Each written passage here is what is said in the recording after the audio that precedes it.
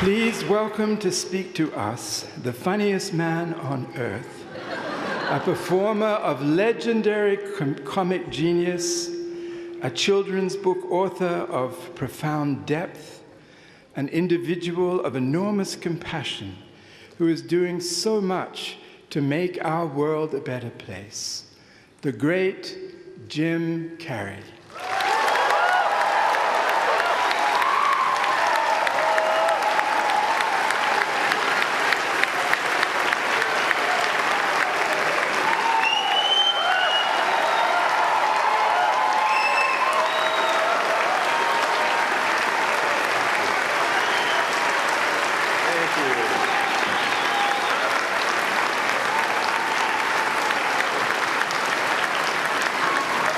Sitting down for? I was going to milk that for a while. You guys can stretch that out in post, right? You can make that longer in the edit. Thank you, Bevin. Thank you all. Jai Guru Dev.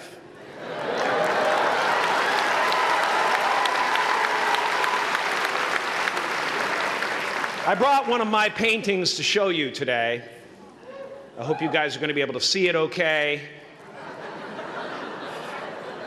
It's not one of my bigger pieces, so you might want to move down front.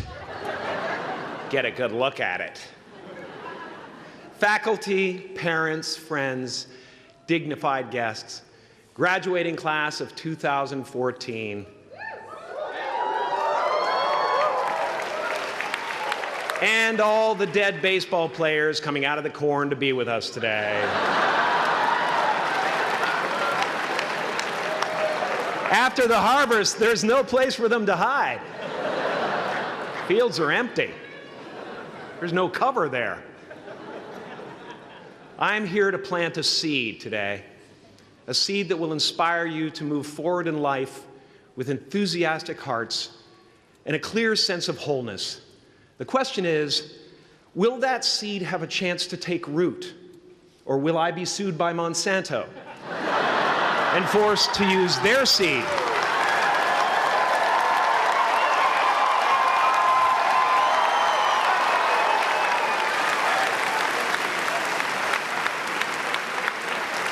Which may not be totally Ayurvedic. Excuse me if I seem a little bit low energy today, whatever this is. I slept with my head to the north last night. Oh man! Oh man! You know how that is, right, kids? Yeah. Woke up right in the middle of Pitta, couldn't get back to sleep till Vata rolled around. Crazy.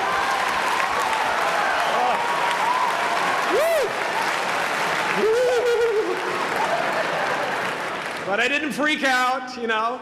I used that time to eat a large meal. Connect with someone special on Tinder. Because life doesn't happen to you, it happens for you. How do I know this? I don't, but I'm making sound, and that's the important thing.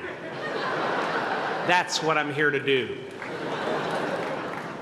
Sometimes I think that's the only thing that's important, really, you know? It's just letting each other know we're here. You know? Reminding each other that we're part of a larger self.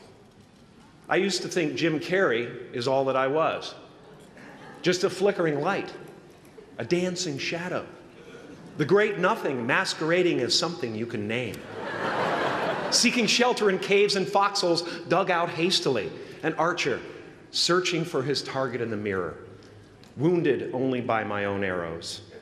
Begging to be enslaved, pleading for my chains, blinded by longing and tripping over paradise. And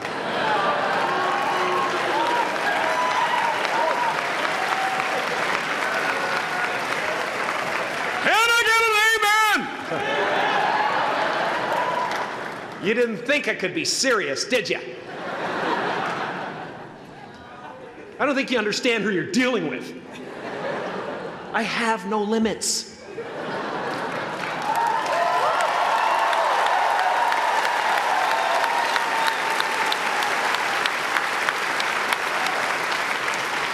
I cannot be contained because I'm the container.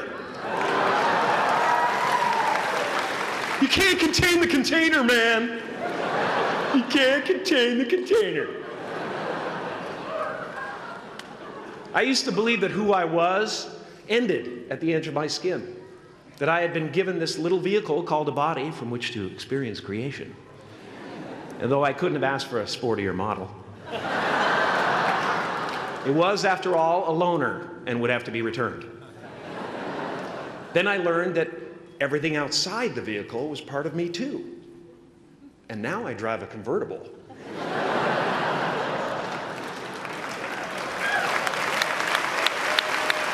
Yeah, man. Top down, wind in my hair. Woo! I am elated and truly, truly, truly excited to be present and fully connected to you at this important moment in your journey. I hope you're ready to open the roof and take it all in. Okay, 4 more years then. They're obviously not ready. Just need some more cooking. Now, I want to thank the trustees, the administrators, the faculty of MUM for creating an institution worthy of Maharishi's ideals of education, a place that teaches knowledge and experience, the knowledge and experience necessary to be productive in life, as well as enabling the students through transcendental meditation and ancient Vedic knowledge to slack off twice a day for an hour and a half.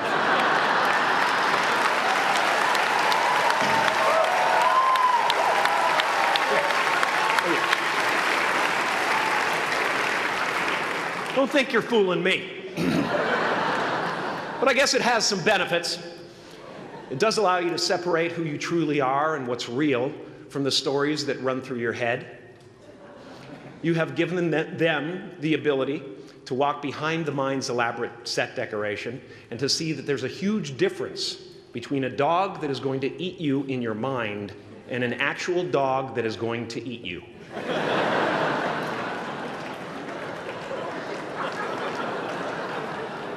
That may sound like no big deal, but many never learn that distinction.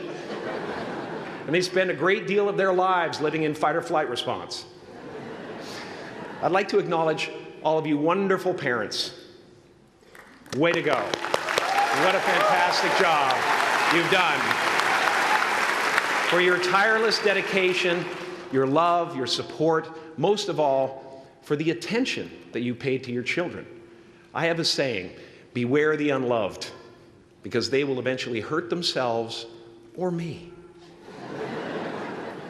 But when I look at this group here, you know, I feel really safe. I do. I'm just going to say it. My room is not locked. My room is not locked. No doubt some of you will turn out to be crooks. But white-collar stuff, you know, Wall Street, that type of thing, you know, crimes committed by people with self-esteem. Stuff parents can still be proud of in a weird way. And to the graduating class of 2017, -3, you didn't let me finish. Congratulations. Yes, give yourself a round of applause, please. Please.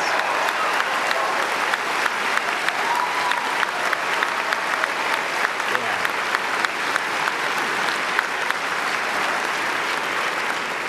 You are the vanguard of knowledge and consciousness, a new wave in a vast ocean of possibilities.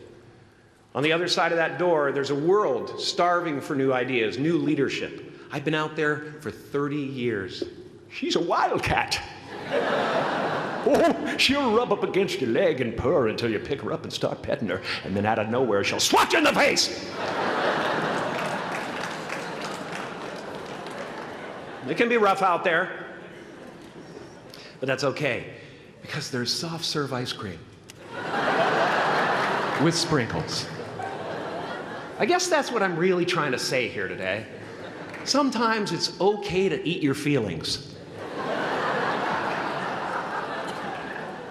Now, fear is going to be a player in your life, but you get to decide how much. You can spend your whole life imagining ghosts, worrying about the pathway to the future, but all there will ever be is what's happening here, and the decisions we make in this moment, which are based in either love or fear. So many of us choose our path out of fear disguised as practicality. What we really want seems impossibly out of reach and ridiculous to expect, so we never dare to ask the universe for it. I'm saying I'm the proof that you can ask the universe for it. Please.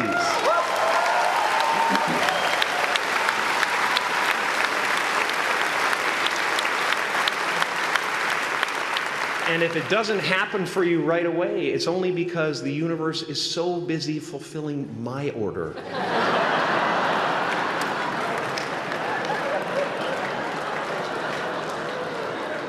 Party size! My father could have been a great comedian, but he didn't believe that that was possible for him. And so he made a conservative choice. Instead, he got a safe job as an accountant. And when I was 12 years old, he was let go from that safe job. And our family had to do whatever we could to survive. I learned many great lessons from my father, not the least of which was that you can fail at what you don't want. So you might as well take a chance on doing what you love.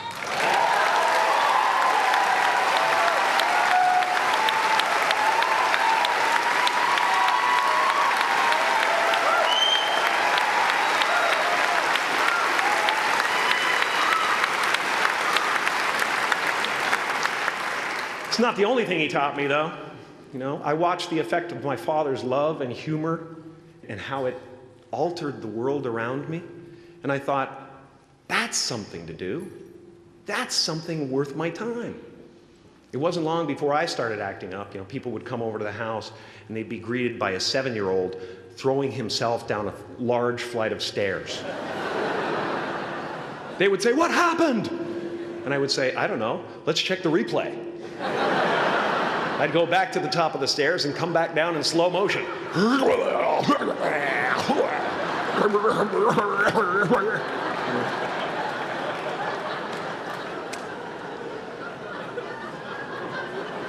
It was a very strange household.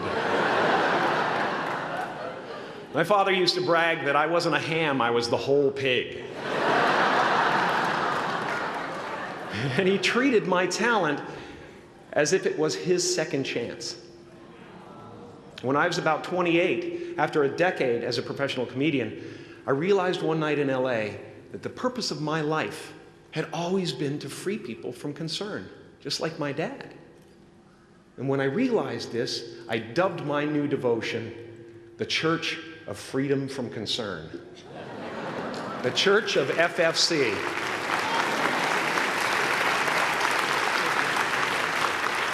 And I dedicated myself to that ministry. What's yours? How will you serve the world? What do they need that your talent can provide? That's all you have to figure out.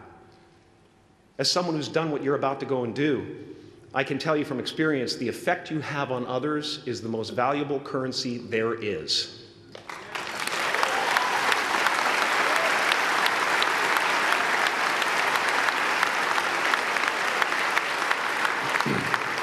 Because everything you gain in life will rot and fall apart, and all that will be left of you is what was in your heart. My choosing to free people, from concern got me to the top of a mountain. Look where I am. Look what I get to do. Everywhere I go. I'm going to get emotional because when I tap into this, it really is extraordinary to me.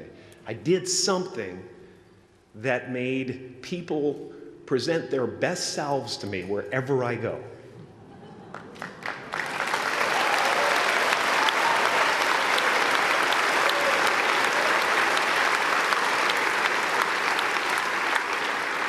I am at the top of the mountain, and I was, and the only one I hadn't freed was myself, and that's when my search for identity deepened.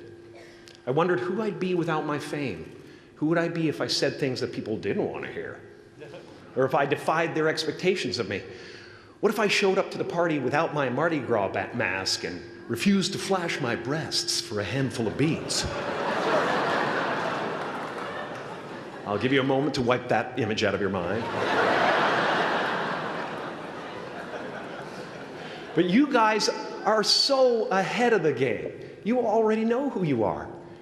And that peace that we're after lies somewhere beyond personality, beyond the perception of others, beyond invention and disguise, even beyond effort itself. You can join the game, fight the wars, play with form all you want, but to find real peace, you have to let the armor go. Your need for acceptance can make you invisible in this world. Don't let anything stand in the way of the light that shines through this form. Risk being seen in all of your glory.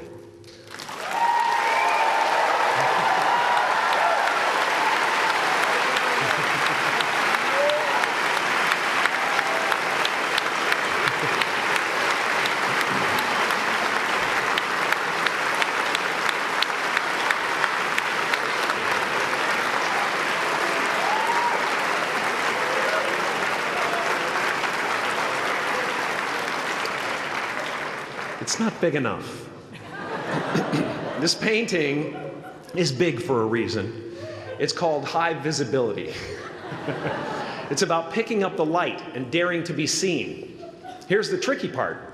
Everyone is attracted to the light. The party host up at the top, who thinks unconsciousness is bliss and is always offering to drink from the bottles that empty you. Misery below her.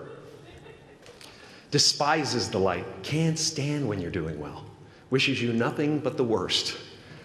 The Queen of Diamonds, under him, needs a king to build her house of cards. And the hollow one down bottom there will cling to your leg and say, please don't leave me behind, for I have abandoned myself.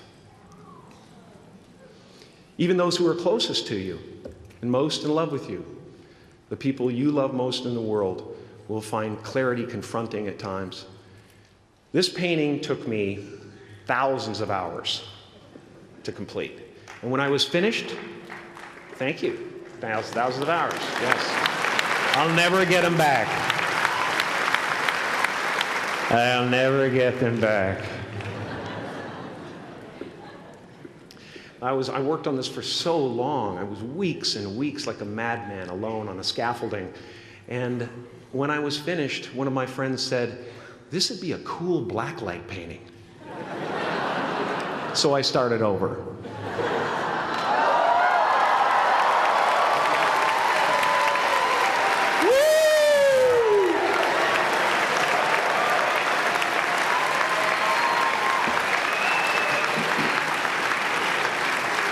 Welcome to Burning Man. Some pretty crazy characters up there, but better up there than in here. You know, painting is one of the ways, thank you. Painting is one of the ways I free myself from concern, a way to stop the world through total mental, spiritual, and physical involvement. But even with that comes a feeling of divine dissatisfaction, because ultimately, we're not the avatars we create. We're not the pictures on the film stock. We are the light that shines through. All else is just smoke and mirrors, distracting, but not truly compelling. I've often said that I wished people could realize all their dreams and wealth and fame, and so that they could see that it's not where you're going to find your sense of completion. Like many of you, I was concerned about going out into the world and doing something bigger than myself, until someone smarter than myself made me realize that there is nothing bigger than myself.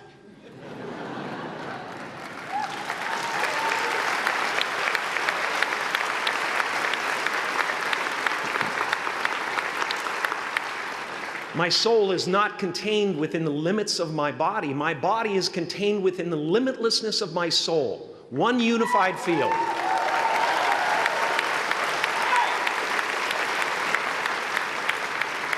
One unified field of nothing, dancing for no particular reason, except maybe to comfort and entertain itself.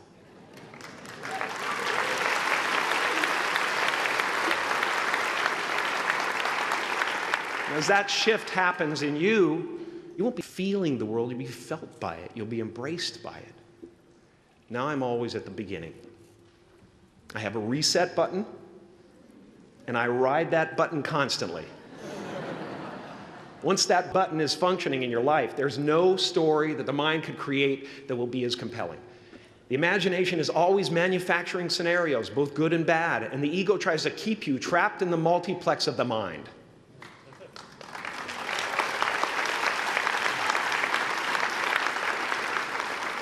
Our eyes are not viewers, they're also projectors that are running a second story over the picture that we see in front of us all the time. Fear is writing that script, and the working title is, I'll Never Be Enough.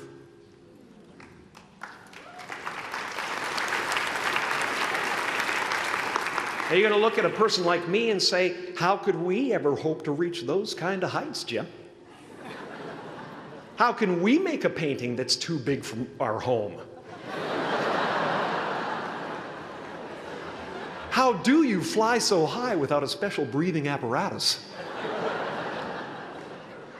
This is the voice of the ego.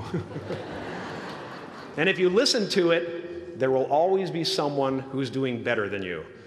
No matter what you gain, ego will not let you rest. It will tell you that you cannot stop until you've left an indelible mark on the earth, until you've achieved immortality. How tricky is this ego that it would tempt us with the promise of something we already possess?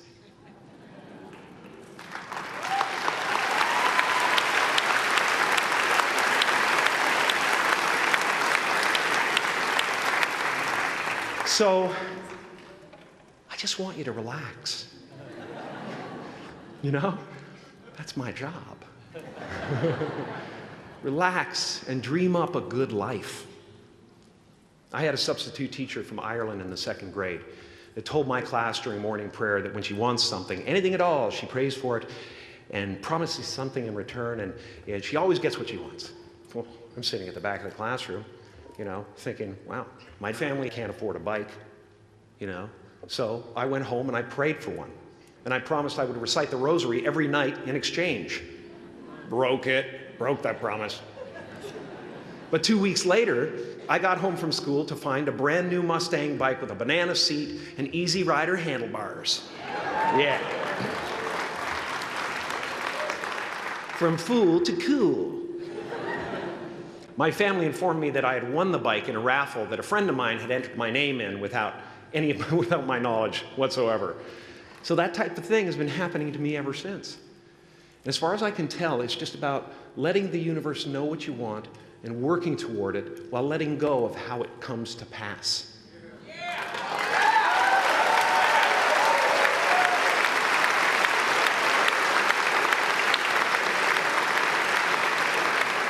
Your job is not to figure out how it's going to happen for you, but to open the door in your head. And when the door opens in real life, just walk through it.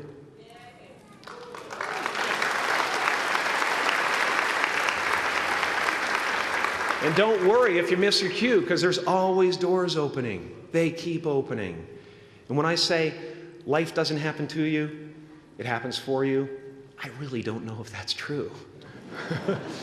I'm just making a conscious choice to perceive challenges as something beneficial so that I can deal with them in the most productive way. You'll come up with your own style. That's part of the fun. Oh, and why not take a chance on faith as well?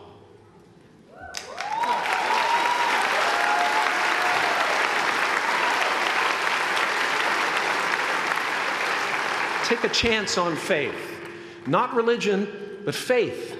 Not hope, but faith. I don't believe in hope. Hope is a beggar. Hope walks through the fire, and faith leaps over it.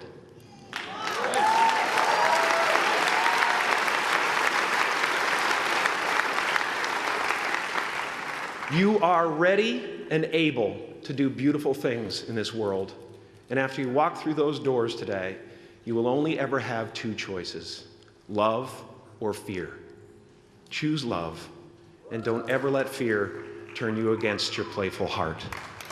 Thank you so much. I'm so honored. Thank you.